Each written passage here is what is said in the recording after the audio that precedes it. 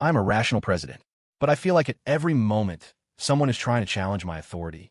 A political idealist in my circle tells me that all people in this world are free and equal, and that I should cede the presidency to someone more virtuous. My own son-in-law, in his Georgetown mansion, beat my daughter so badly she miscarried, and then had the gall to demand she accept his first wife. My son, an heir, for the sake of some remnant from a rival political dynasty, wants to divorce his brand-new wife, a woman from one of our most powerful allied families. Is this world insane, or do they all just think I've gone soft? I've been on edge lately. It started with this woman, Isabella Vance. She claimed she was from a different kind of world, a better one, and that she knew technologies that could benefit the nation. And she delivered. Using her designs, we developed a revolutionary water purification system. The elites loved the investment opportunities, and the national reserves swelled. She introduced new agricultural techniques, high-yield crops that ended food shortages in the heartland. Seeing the massive political capital she generated for my administration, I was planning on giving her senior advisory role, a blank check for her research. But then she went completely insane. She started ranting to me about equality, that no one is born better than anyone else. She started befriending the service staff, throwing her arm around White House maids, giving fist bumps to the Secret Service agents. Just the other day, I was walking out of the Oval Office and saw her skipping down the hall, hand in hand with a janitor. My chief of staff, standing beside me, kept trying to catch her eye, silently signaling for her to show some damn respect. I glanced around. Every aide, every agent, every staff member in the corridor had their head bowed, plastered against the walls to make way. The only one standing tall was Isabella. Oh, right. I'd promoted her to a department head after the crop yields came in. It was a mistake. She seemed oblivious to my chief of staff's frantic signals. She even tried to pull the janitor up from his deferential posture. Isabella had a look of pure, unadulterated naivete on her face. Hey, what are you all doing? Everyone is equal in this world. You don't need to bow to him. I took a deep breath. If it weren't for her contributions, I would have had her sent to a black site months ago. Everyone, get back to work, I said, my voice heavy with ice. I stared her down. Mr. President, she began, what are your thoughts on the proposal I sent you? What proposal? My patience was gone. The last time she brought it up, I wrote it off as a drunken ramble. I had hoped she'd have the sense to drop it. But Isabella was apparently blind to the storm gathering in my eyes. She looked straight at me. Mr. President, every person in this nation is equal. We should implement a true democracy, elect the most virtuous and capable person to lead the country. She continued, her voice gaining momentum. When you step down, we should hold a nationwide general election, a real one, to choose the most suitable person to lead. I believe the people will thank you for it. Bullshit. She said she was from another world. Was she 10 years old when she got here? Cede power to someone else? What about the political dynasty my ancestors fought and bled to build? Was their struggle just a game to them? Insolence. The force of my voice made her freeze. My chief of staff immediately moved in, forcing her to her knees with a hand on her shoulder. Mr. President, what did I do wrong? She whimpered. You can't treat me like this. If you do, I won't admire you anymore. Acting like this will make the citizens of this country question whether their leader is truly enlightened. My patience evaporated. Despite all the brilliant ideas she had to strengthen the nation, all I wanted was to kill her. No, I wanted to wipe her entire family line off the face of the earth. Take her away. Execute her.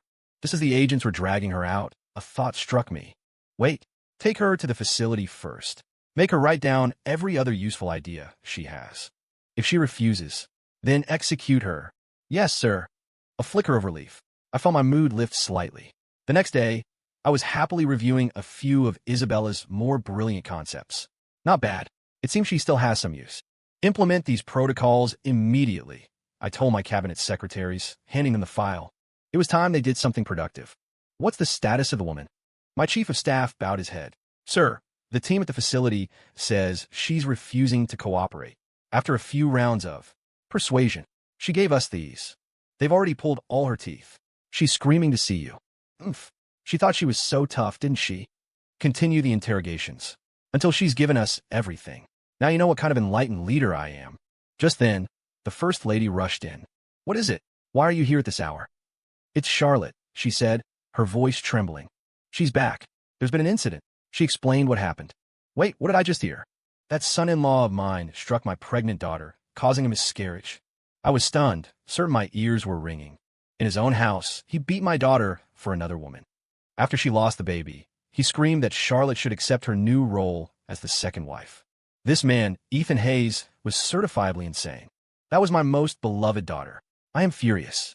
I feel like playing a game of 9 family dominoes. 3 years ago, Ethan graduated third in his class from Harvard Law. He was brilliant, charismatic. He met Charlotte at a state function and began pursuing her relentlessly. I was planning on having someone quietly discourage him, remind him of the vast gulf between their stations. But then Charlotte fell for him. She knelt before me in this very office and swore she would marry no one else. Over the years, leveraging his connection to my family, he'd risen quickly through the political ranks. Any man with a functioning brain would have worshipped the ground my daughter walked on. Instead, he dared to beat her until she miscarried. Give me Ethan Hayes, and everyone associated with him. Bring them here, now. Looking at him kneeling before me on the marble floor, my desire to kill him reached its peak. Well, Mr. Hayes, it seems your time in Washington has clouded your judgment. Tell me, why did you strike my daughter? He puffed out his chest, a picture of self-righteous indignation. Mr. President, this is all Charlotte's fault. She was disrespectful to my mother. She showed no respect for me, her husband. My eyes widened. He really was insane. Even now, he was blaming her. Just as I was about to have him dragged out and shot, the First Lady sent word. Charlotte was awake and wanted to see me. I paused, then waved my hand. Take him to the holding room for now. I needed to see my daughter first. Listening to Charlotte's story, I was dumbfounded. Apparently, some time ago, a woman had shown up at their Georgetown estate with 2 children in tow. The woman claimed she was looking for her husband, the father of her children. And that man was Ethan Hayes. Charlotte, heartbroken, demanded an explanation. Ethan admitted it immediately, saying the woman was his first wife. My daughter, thinking the children were still his blood, was willing to compromise to allow the woman to stay on as a mistress. But Ethan and his mother refused. They said the baby in Charlotte's womb might not be his son, and therefore, the first wife should be the primary wife, and my daughter, the president's daughter, should become the second. An argument erupted. Ethan slapped Charlotte across the face. She fell, and the baby was gone. I listened, incredulous. Has the world gone mad? Or do they think I've forgotten how to wield my power? I'm going to see that husband of yours and his first wife. Charlotte, you can come and watch if you want. I'll be there, father. The moment Ethan Hayes saw me, he immediately said, Mr. President, I beg you to render a just decision. I let out a cold laugh. He still had the audacity to ask for my judgment. A dead man walking. I might as well let him squirm a little longer. Oh, and what decision would you have me render? I seem to recall asking you, before the wedding, if you had ever been married. You said you had not, and now a first wife appears. Is this true? Mr. President, that was a necessary expedient, he said smoothly. At the time, Charlotte was determined to marry me. I only said it because I was afraid of hurting her feelings. But since she married me, she became part of my family. She should be dutiful to my mother and serve her husband. My first wife has returned, and my 2 children are so young. They can't be bastards. Therefore, it is only right that the princess steps down and becomes the second wife. I don't think I've been this angry in a long time. The last time was during the border wars. I leveled an entire city to calm my nerves then. I pointed to his so-called first wife, who was kneeling beside him. Are you truly his wife? Mr. President, my husband and I are childhood sweethearts. We were married with the blessing of our parents and the words of a matchmaker. Fine. This couldn't be simpler. I slammed my hand on the table. So you're saying this is my fault? And Charlotte's? That we forced you into this marriage and cruelly separated you from your wife and children for so long. Since that's the case, let's get a divorce, Charlotte said from beside me, her face a mask of stone. No, Ethan shouted. Once you marry me, you can never divorce me. I shot him a look of pure boredom. Gag him. I'm tired of listening to this. I had no desire to hear another word of his nonsense. If Charlotte hadn't insisted on a clean break, I would have sent his entire family to heaven already. Very well. I grant the 2 of you a divorce. And as for Mr. Hayes, for deceiving the President of the United States, drag him out and execute him. Ethan's mother, kneeling nearby, started screaming. She clung to the Secret Service agents, trying to stop them, snot and tears streaming down her face. Mr. President, it's not my son's fault. It's that Princess Charlotte. She married into our family and still put on airs. She was disrespectful to me. She bullied my son. You can't blame my son. Listen to this. Even now, she's blaming my daughter. Lies. From what I know, Princess Charlotte was a model of filial piety and respect in your home. Your family enjoyed wealth and privilege because of her, yet you repay her with this obstinacy and abuse.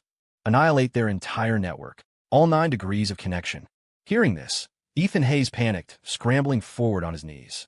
No, please. Charlotte, I know I was wrong. I'll send them away right now. Please, save me. He struggled, tried to crawl to her. Charlotte, don't you love me? You were the one who insisted on marrying me. You can't have changed. Charlotte stared at him, her eyes filled with rage. You knew I loved you, and you still treated me this way. You still wanted to make me a mistress. Every man of importance has mistresses. Why should I be faithful only to you? Besides, my first wife was with me before you were. Why couldn't you just tolerate it? Charlotte looked at him and said nothing more. I glanced at my daughter. Your thoughts? Charlotte closed her eyes. It is entirely up to you, father. Good. She's not a complete fool. Even if she once loved that piece of trash, she knows when to cut her losses. If she had dared to plead for him, I would have washed my hands of her completely. Take him away. 9 family dominoes. Their faces turned to ash as they were dragged out. That evening, we held a state dinner to celebrate my son, the vice president, for his successful handling of the hurricane that devastated the Gulf Coast. I was very pleased. I bestowed upon him many honors and gifts. He was, after all, the heir I had personally chosen. Just as I was feeling the effects of 3 glasses of wine and thinking of retiring for the night, my son, Daniel, suddenly knelt before me. Father, while I was coordinating the relief efforts down south, I met a woman. She saved my life when I was in danger, and the plan to manage the floodwaters. It was her idea. Hearing this, I had a bad feeling. Oh, is that so? Since she saved the vice president and contributed to the disaster relief, she should be rewarded. Give her a commendation, a cash award. Father, Daniel continued, in the time I spent with Jenna, we developed feelings for each other. I want to be with her. A small matter. Take her as a mistress. I'll inform the chief of staff's office to handle the arrangements. Daniel hesitated, then stammered. Jenna is not an ordinary woman. She will not be a mistress. I want to marry her as my wife. I want her to be my first lady one day. I knew it. Nothing good was going to come of this. I felt the wine sober up in my veins instantly. I stared at him, my face a thundercloud. The first lady shot him a look. The president is perhaps a little tired. Let's retire for the evening. Yes, it's time to rest, I said, turning to leave. Seeing us about to go, Daniel shouted, Father, I'm serious. I ignored him and walked away. He must have had too much to drink. Why else would he suddenly go insane? It was only last year he was in my office, begging for my permission to marry his current wife. They've only been married a few months, and he dares to say this to my face. How am I supposed to explain this to his wife's grandfather, General Davenport? He's a founding pillar of our party. I gave him my word that Daniel would treat his granddaughter well. For days, Daniel tried to get an audience with me, but I refused him every time. I had no desire to listen to his foolish propositions. Mr. President, there's an emergency. Watching my aide run frantically into the office, I put down my pen. I spoke slowly, deliberately. From now on, even if the sky is falling, you will walk calmly into this office. What is this behavior? What is it? Sir, the vice president has served divorce papers on his wife. He told her to return to her family's estate immediately. She's likely already at the Davenport residence. I swept my crystal glass off the desk, shattering it against the floor. That treacherous son. Does he not fear that I will strip him of everything? I had Daniel bound and brought to the Davenport estate. General, I said, my voice low, my son is still young and reckless. For my sake, can you find it in your heart to forgive him this one time? I kicked Daniel squarely in the stomach. You ungrateful whelp. Apologize to your wife. Daniel writhed on the floor. I will not apologize. Jenna and I are in love. True love doesn't care about who came first. I am divorcing her to be with Jenna. He glared at his wife, Victoria. Victoria, I don't love you. Even if you have my father drag me here by force, I will never be with you. Victoria stood there, her eyes red, tears streaming down her face. She couldn't understand. Just a few months ago, they were the perfect couple. Now, for another woman, he was throwing her away. Beside her, General Davenport's white mustache bristled with fury. He slammed his cane on the floor and walked over to me, kneeling stiffly. Mr. President, since the vice president is so resolute, it seems my Victoria is not fated to be a daughter-in-law of your family. I ask that you grant their divorce. From this day forward, their lives are their own, and neither shall have a claim on the other. I turned and shot a glare at Daniel that could curdle milk. As the general wishes, I grant their divorce. However, the fault in this matter lies entirely with my son. I will have the First Lady send over a selection of jewelry to the girl as a small token. And in the future, if Victoria should find a man worthy of her, let me know. I will personally arrange the union. With that, I had my disgraceful son dragged from the floor and brought back to the White House. Untie him. I threw a file from my desk, hitting him in the chest. Take a look. This is your true love, Jenna. Take a good look at who she really is. The first time I heard her name, I felt something was wrong. It was too convenient how she just happened to meet my son. After the state dinner, I had my intelligence agencies run a full background check. And what a surprise. She's a remnant of the old guard, the political dynasty we crushed to take power. A few insignificant survivors, but bold enough to get this close to the heir apparent. And this idiot didn't even know. He was babbling about true love. Children of this family believing in true love. He must have been kicked in the head by a mule.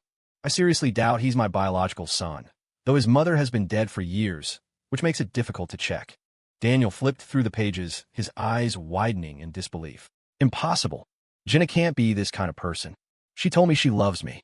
She couldn't have approached me with ulterior motives. Father, someone must have framed her. Yes, was it Victoria Davenport? I knew she wouldn't agree to a divorce so easily. This must be her grand conspiracy. Father, Jenna is different from other women. She doesn't care that I'm the vice president. She doesn't care about wealth or status. She's happy just being by my side. I rubbed my forehead, watching him go through the 3 stages of denial. He is absolutely not my son. Or maybe someone's put a curse on him to drain his intelligence. Bring her in. A moment later, the woman, Jenna, was thrown onto the floor by my security detail. Seeing her bound, Daniel's heart broke. He rushed to untie her. Jenna, are you all right? It's all my fault. I've brought this on you. Jenna leaned against him, her performance worthy of an Oscar. Daniel, I don't know what I did wrong for the president to treat me this way. I only love you. As long as you're safe, I would gladly die. She then began to sob pathetically. As expected, her words ignited Daniel's rage. He stood up and faced me. Father, you may have a revolving door of women in your life, but you don't have true love. You can't be so jealous of me that you'd have Jenna arrested. I stared at him, utterly bewildered.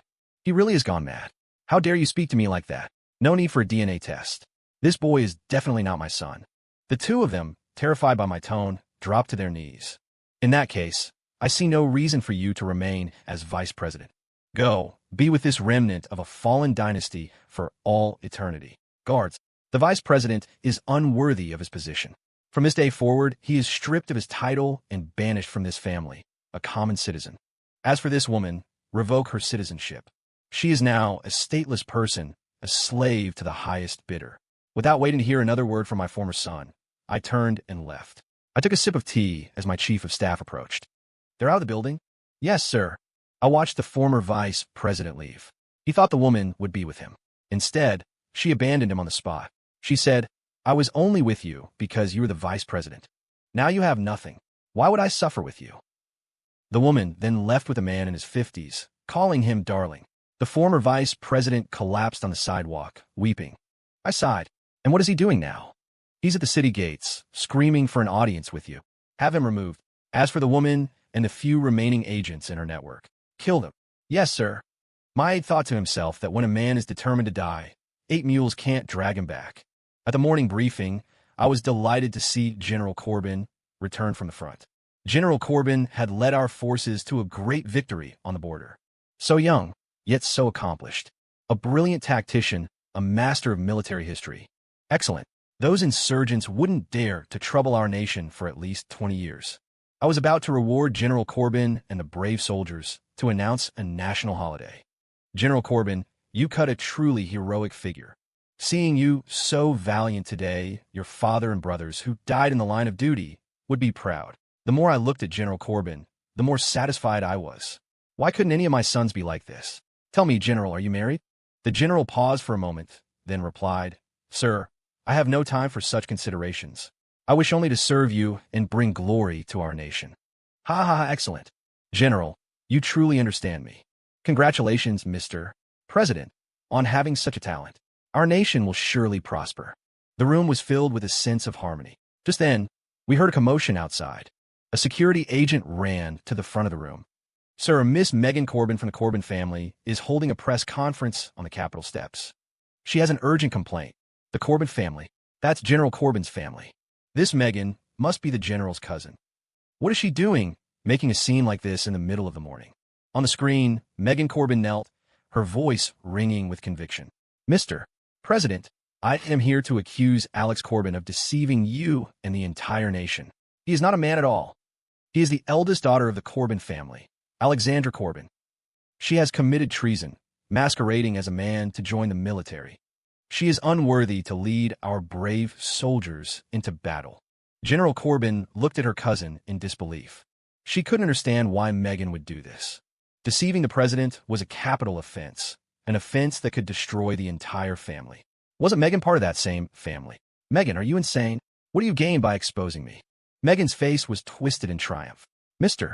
President, she has admitted it. I demand you make an example of her and punish her severely. This was actually fantastic news. General Corbin is a woman. That means I'll never have to worry about her becoming too powerful and challenging me for the presidency.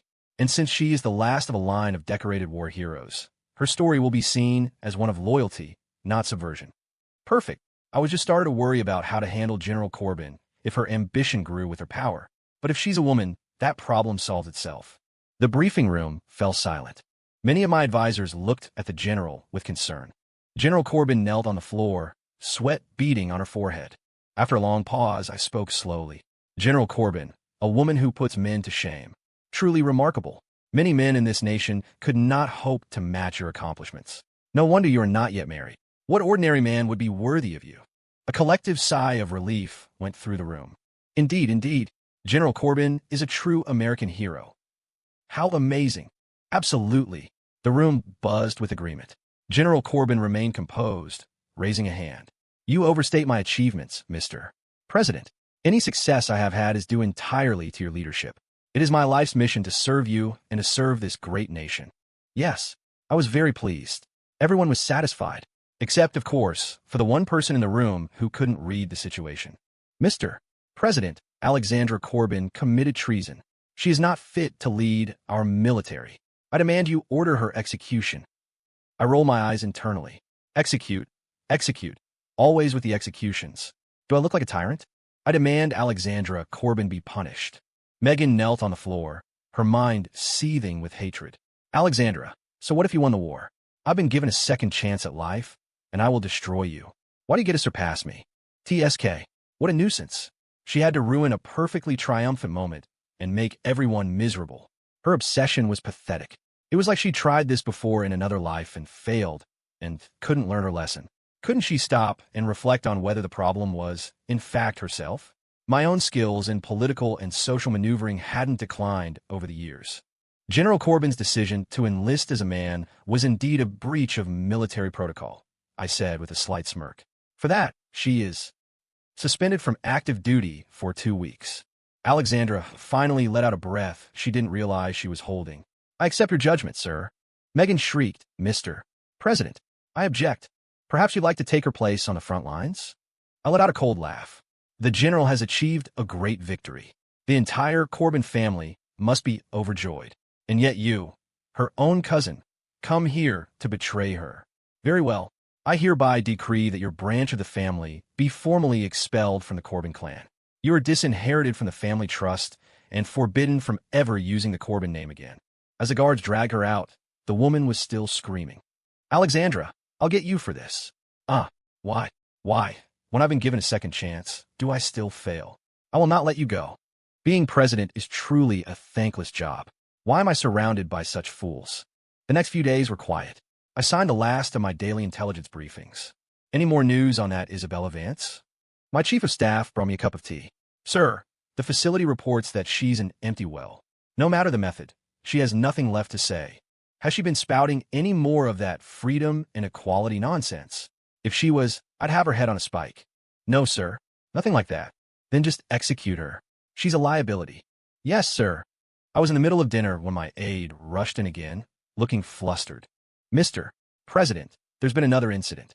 I put down my fork. From now on, if the world is ending, you will walk slowly. Maintain some dignity. What is it? It's your sister, Eleanor. She collapsed.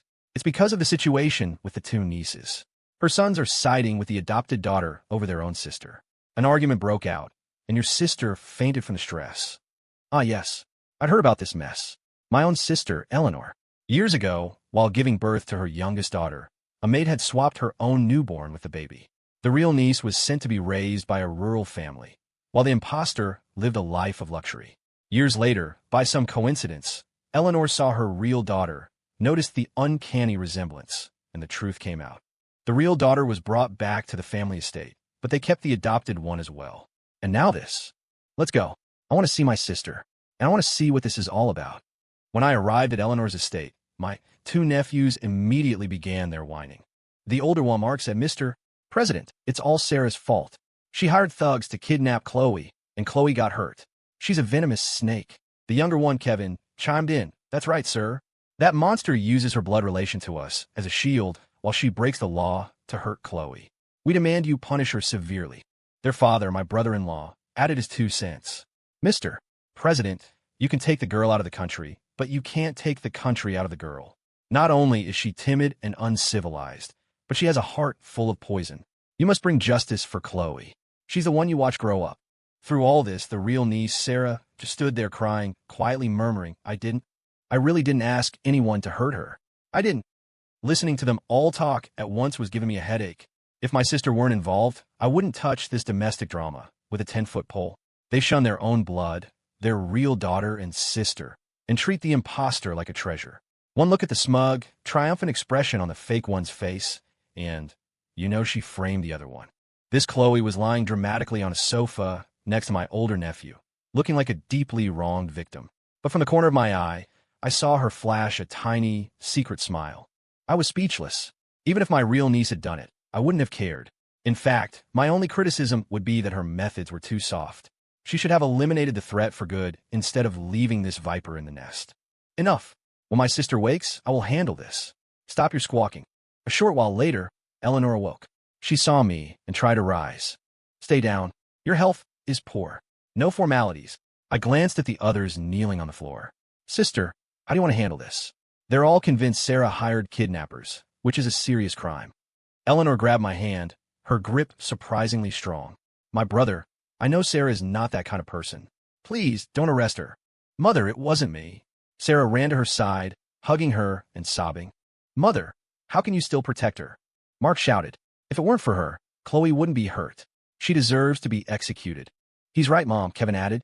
"Look at how much trouble our family has had since she came back. Just let the president take her away." "Oomph, you ungrateful girl." Their father sneered at Sarah. "This time you've made a fatal mistake. No one can save you." Wow, I'd see it all now. The real heiress versus the fake heiress. And these idiots all chose the fake one. The maid who orchestrated the whole thing played you all for fools, abused your real sister and daughter, and you still protect her child. Thankfully, my own sister still had a clear head. It's one thing for you to dislike Sarah, but to want her dead? I'd like to see you try. Mother, if you protect her, then Chloe and I will leave this house and never come back. Me too. I'm leaving with Chloe. Incredible. They were willing to disown their own mother for a fake sister. Suddenly, the fake heiress began her performance, sobbing delicately. "I know Mother prefers my sister. Even if she hurt me, I can forgive her. My brothers and my father shouldn't fight with Mother because of me. As long as my sister is all right, I don't mind suffering a little." She dabbed at her eyes with a handkerchief. Masterful crocodile tears. And of course, these 3 men bought the whole act. This world has gone completely insane. How could they not see through this? All right, that's enough. I've already investigated the matter. You'll all know the truth shortly. If they had used even an ounce of brain power, they wouldn't have believed the imposter story. A Secret Service agent threw a bound man onto the floor. I looked at him, my face devoid of expression. "Speak. Who hired you? If you can't tell me the truth, we'll just execute you." It was her," he shrieked, pointing at Chloe. "She paid me to stage a kidnapping, then frame the one called Sarah. After that, she told us. After Miss Sarah was thrown out of the house, we were supposed to rape her." Everyone stared at Chloe in shock. "No, it wasn't me. Mark, you know I would never do something like that. He's a fake. Sarah must have paid him to say this." She looked back and forth between the 2 men, tears streaming down her face. And just like that, they believed her. Before they could open their mouths, I spoke. Take him away. My agents apprehended this man. Surely you're not suggesting I coach him on what to say. Well, Mr. President, Mark stammered, it's possible Sarah conspired with him beforehand. Yes, sir. Chloe is too kind to do something like this. Fine. Truly fine. The evidence was right in front of them, and my nephews still refused to believe it. My patience was gone. Bring the vial. An agent approached with a hypodermic needle. He administered the poison to Chloe, and within moments, she was dead. For framing the president's niece, the punishment is death. My two nephews stared in horror, then rushed to the body, wailing. It was a disgusting sight. Would they cry this hard when their own mother died? I stared them down. Are you crying because you think I've done something wrong? Or was it because you were also involved in the plot to frame Sarah? Hearing that, they dropped the body like it was on fire. Mr. President, we had nothing to do with it. It was all this bitch's fault for deceiving my sister. It was a misunderstanding. Yes, that's right. They kowtowed, their foreheads hitting the floor. Their father simply cowered in the corner. I turned to Sarah, who stood beside my sister. Niece, how do you think they should be punished? She whispered. I hope you can spare them this once, uncle. The girl was still too kind. Very well. I'm sending you both to a military outpost on the border. You will serve for a few years. When you have earned some merit, then you may return. The two of them paused for a second, then thanked me profusely. Day in and day out, it's nothing but noise.